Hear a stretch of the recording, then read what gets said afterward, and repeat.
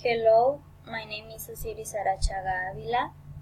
This is the activity 5.6 from Unit 5.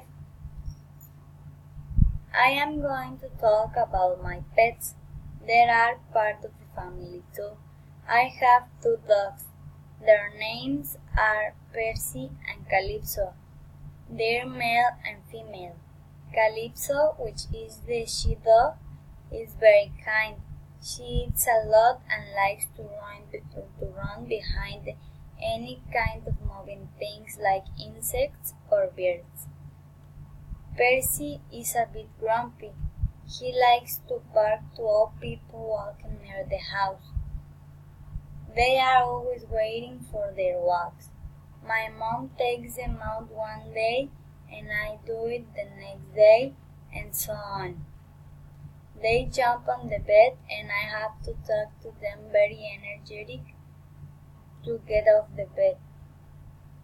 When my mom uses makeup, Percy wants to lick her face.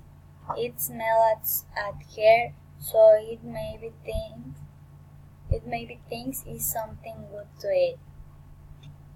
This one is Percy.